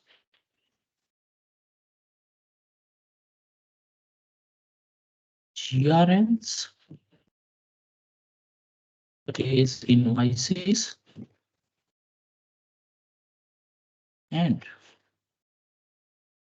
entry into purchases and payable ledger balances. Because if there are entries and relevant documents, this means tables are completely recorded, not missing or understated. Is that what else?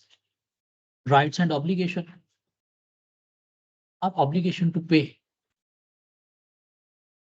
For asset, rights and obligation. For liabilities, obligation to pay. Obligation to pay. How we can verify? We can confirm from payables independent. confirmation from supplier Only obligation, not rights. about the balance due, whether they agree or not. If they agree, this means payable balance is okay. If they do not agree, payable balance is not okay. And supplier send their statement. So what we can do, we can reconcile payable ledger balances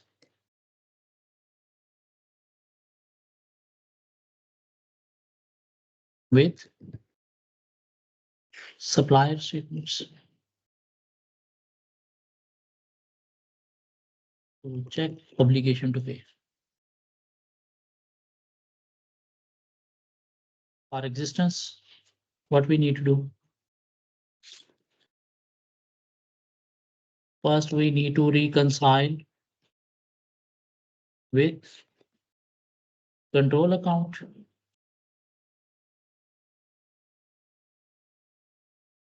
To see if there is any difference.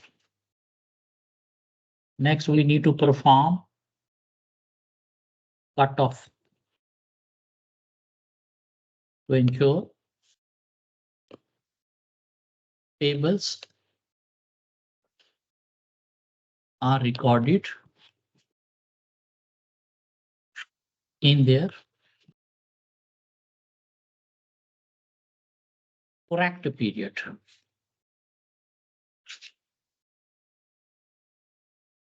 And then we need to investigate credit balance or debit balance. Debit balance. Why this balance could become debit? If we have made double payment or after making payment, we have made purchase return. So this should be recorded as a liability or asset if there is a debit balance. Asset. Because if they are recorded as a liability, they are reducing our liabilities. So investigate debit balances and to ensure must be recorded as asset in balance sheet. I hope you people can read my Yeah. ugly writing.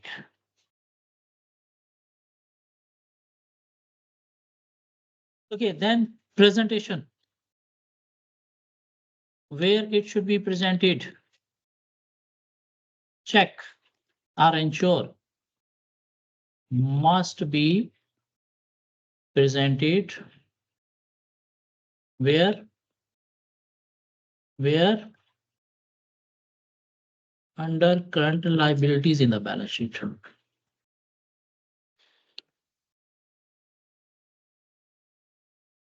What else presentation? Check must be presented comparative. There is no disclosure relating to payables,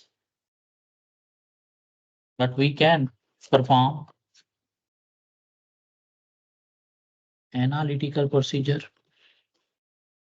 What could be that? Compare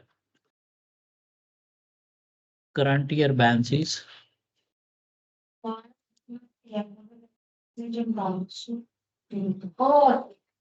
debit balance.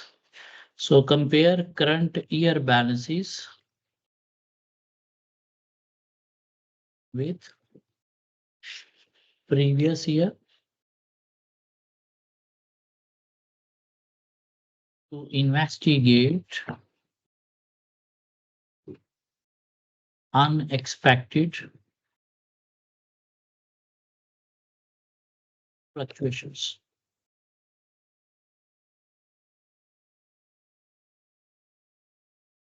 In the same receivable procedures we have converted into tables. Is that fun?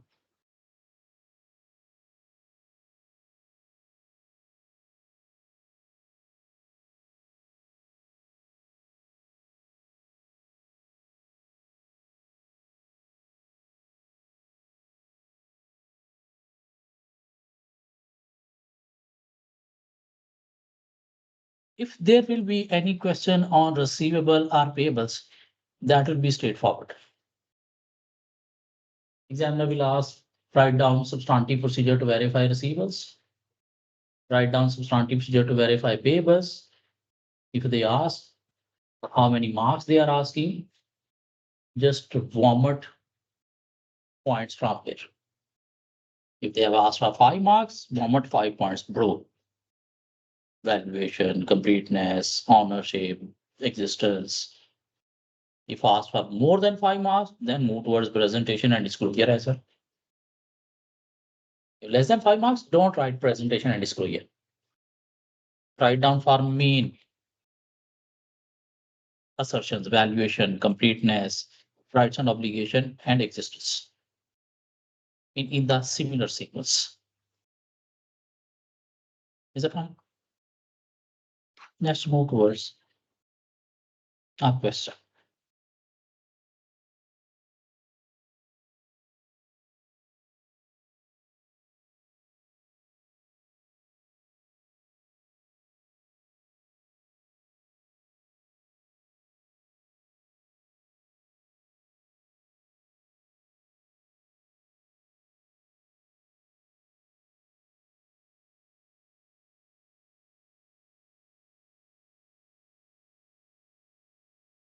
Unexpected fluctuations.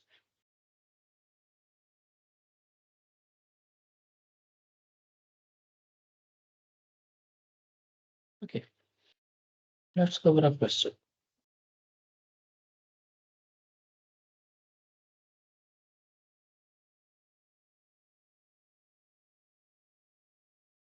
So on. Question number 103 onward. The following scenario relate to question 103 to 107.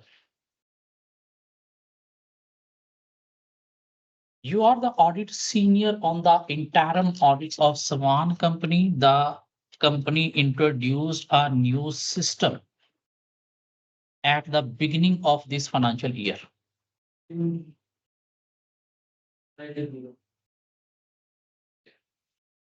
So you are the audit senior on the interim audit of Savan company, and the company introduced a new system at the beginning of this financial year. You have discussed the new system with the sales director and have noted the following 2 points in particular. Existing and new customers input their orders into computerized order form on Swan company's website. In customer placing order on company website. The order notes the item requested. Mean they need to put item. The billing and sales address.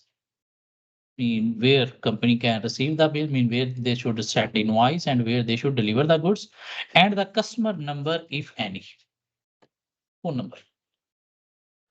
The system check whether goods are in stock and approve the order instantly if so. The system automatically checking stock availability, and if stock is available, system accepting the order. The order is forwarded automatically to the sales department to be prepared. Mean dispatch department.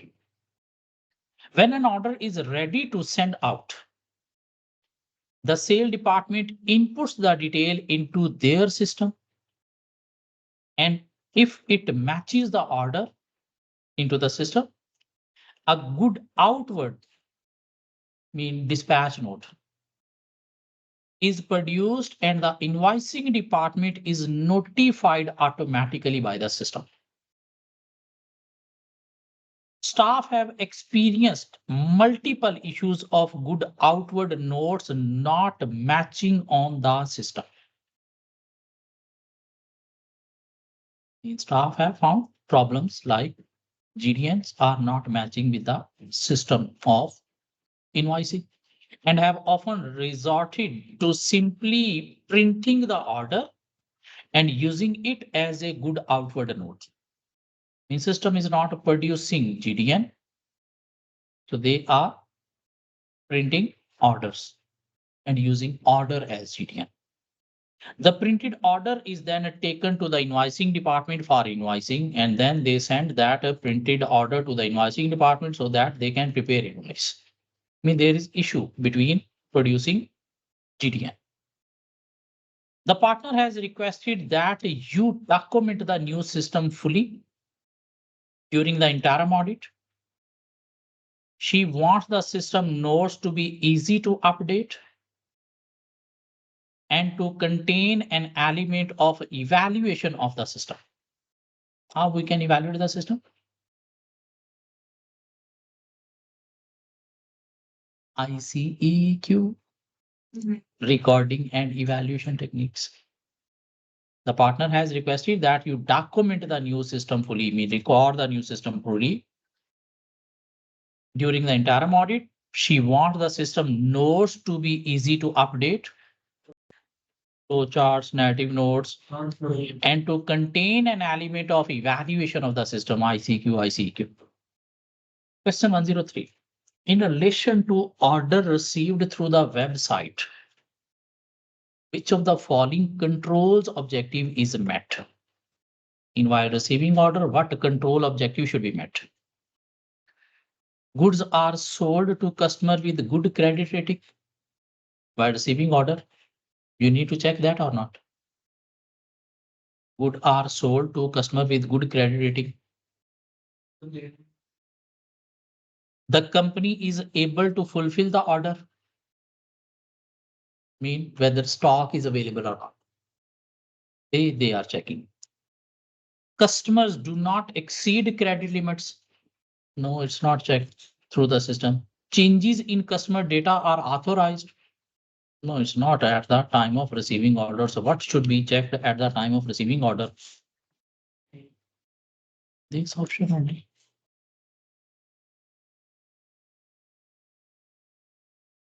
You know, 104.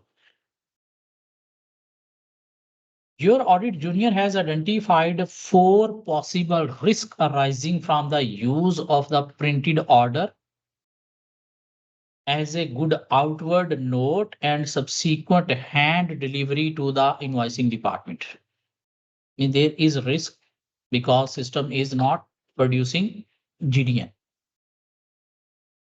Which two of the below risk arises from the identified system deficiency? I mean, what could be the problem? Orders are not fulfilled.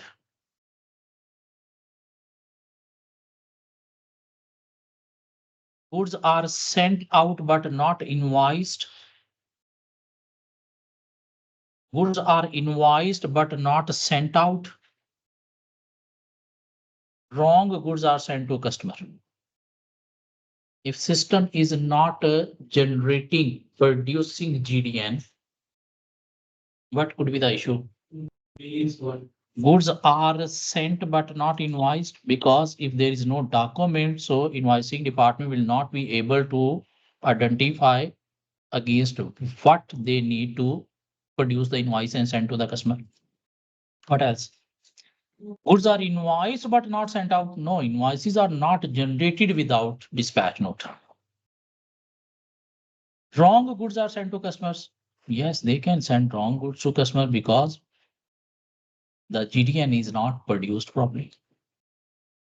They could send some other customer goods to other because there is no note. I mean, delivery boy can deliver wrong goods if there is no GDN attached. Orders are not fulfilled. The orders will be fulfilled. There is an issue of only system not generating the GDN.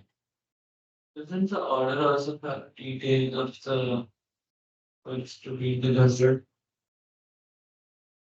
Order? The or like the order which is being printed, even that will have the details. But mainly delivery boy trace goods through delivery note. 105. You are reviewing the audit plan for test of control over invoicing, which reads, observe the invoicing clerk to ensure that prices are checked to the official price list. Review a sample of invoices to ensure their numerical sequence, mean pre-numbered or not. Review a sample of goods out note to ensure they have been matched to sale invoices. We know about controls of invoices. Should be matched with order, should be matched with the dispatch note, must have arithmetic check performed, and should be pre-numbered. Review a sample of sales invoices to verify evidence that the calculations were checked before they were sent to customer. Which two of the procedures relate to the completeness assertion? Whether invoices are completely recorded or not. If they are not pre-numbered, why we are making them pre-numbered? To ensure completeness of recording. So one, this. What else? Completeness of recording. Observe the invoicing clerk to ensure that prices are checked to the official price list. This is relating to prices accuracy or completeness. This is relating to accuracy. Even review a sample of sale invoices to verify evidence that the calculations are checked. This is also relating to accuracy. What could be the completeness? If invoices have been compared to match to GDNs, means GDNs have been matched to invoices, this is forward matching for completeness.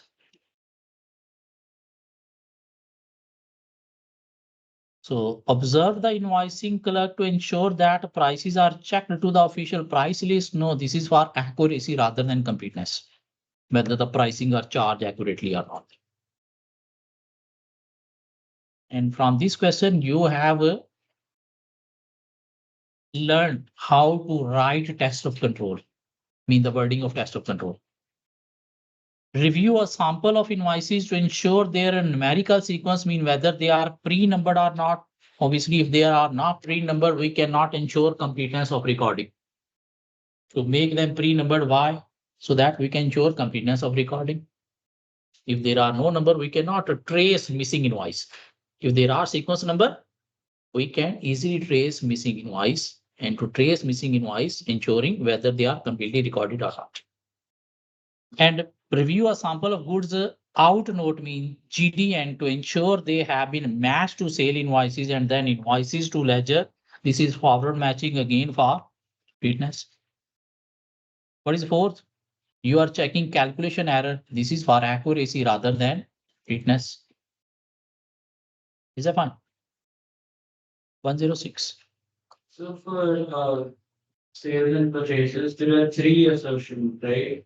Occurrence, completion. Now we are performing test of control. In test of control, we are checking controls rather than assertions. In controls, even he is verifying whether everything is completely recorded or not. It's not substantive procedure. 106. Your audit junior is seeking to understand why deficiencies in internal control would be judged to be significant and therefore should be reported to those charged with governance. In he is checking, we need to communicate deficiencies to those charged with governance, but which deficiency is significant. If deficiencies are not significant, we will not communicate. Which two of the following factors would influence your judgment of whether the control deficiency identified at SWAN are significant or not? The likelihood of material misstatement resulting. If the chance of misstatement is high, significant, low, insignificant. The fact that the system is new, it doesn't have any impact on significance of deficiency. You know? The number of deficiencies identified. If you have identified so many, they are significant. If there is one, two, insignificant. The fact that the deficiencies are associated with the sales system, it could be with any system. So significant will depend upon the chance of misstatement and how many we are identifying. If they are more in number, this means there is significant issue. If 1, 2, there is no significant issue. 107. Please try by yourself. Please try by yourself, 107.